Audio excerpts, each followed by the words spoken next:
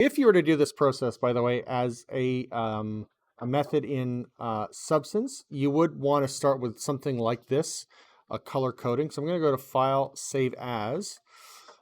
Just make sure I have this as basically a trim sheet sort of template. So Control S. There we go. Save it as PNG, and I'll just call it maybe template.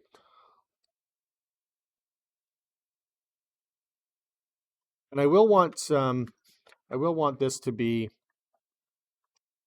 I need a mesh. So for Substance, you do have to have a mesh, and I'm going to have a single plane poly. It's perfectly square, right? It's basically to use as a holder for Substance textures. So I'll say export selection. In this case, I'll call it trim template, and it will export as FBX. Hit export selection. Next, I'll go to Painter. Okay, so you're going to start like you would almost any other project. We'll go to a new project.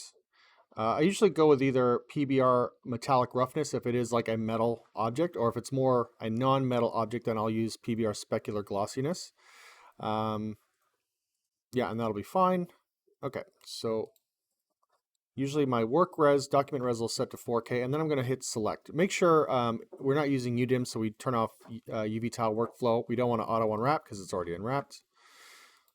Okay, I'll go to my scenes here. Okay. There we go. Pretty basic, right? You just have a flat tile. So you do have to go through actually the texture template or texture baking process. So you're going to go to Bake Mesh Maps. I'm pretty much just going to say I'll use the 4K res. I don't really need the dilation, which is the UV padding and all that. I don't need diffusion dilation. So I'm going to just say use low poly. And it does have to kind of go through this to allow you to use smart materials. I kind of learned that the hard way the other day. So it's going to go through, going to bake. And then I'll show you what I do with the IDs essentially. Okay. Return to painting. And then what we can do is I'm going to hit the plus sign and go to add resource, and I'm going to locate my where is that? I guess it's under source images here, right? Trim sheet template. I'll say okay. Define it as a texture. Say import. And then I want to left click and drag this into my ID map, okay? Under the maps. And with layers selected now, what's kind of cool about this is, let's say I want to go in and yeah, there's like a wood chest pattern. I'll left click and drag this on. Usually it's a grouping of different textures, so you can adjust, if you click on the folder, you know, maybe you can adjust the fibers, the tiling, the repetition, right? So you can play with these levels. You know, go to these boards here as well, tile these up, right? So you can have more of a tiling. But the cool thing is, if we right click on this and say add mask with color selection, I'm going to hit pick color. Now you get to pick, where does it belong? I want it in there, right? So I'll do the same thing. Let's say I find a grungy kind of painted, worn painted thing. Again, I'll drag it on. Okay.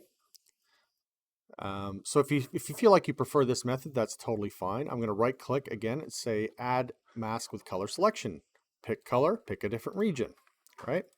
So that's how we can basically very quickly create this same technique, but using the smart materials. So maybe I'll grab the steel now, drag that in, right click, add mask with color selection, pick color. I'll pick the yellow, and there you go. So again, you can adjust tiling and whatnot. Then you simply have to go to File, Export, sorry, not Export Mesh, but Export Textures. In this case, I'm using Arnold, so I typically want to go to the Arnold output.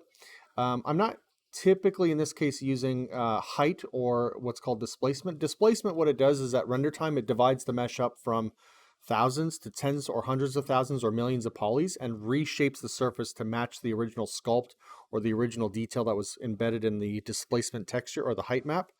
I don't have emissive as well. I don't have anything glowing or lit. So if you wanted to, you can include roughness and specular, normal, and color. Okay. You basically pick your location. I'm going to reset this to my project folder. Sorry, click on this and locate my project folder, I should say. Where is it? Under downloads, trim sheets, source images, right? Select dilation. I don't really have any.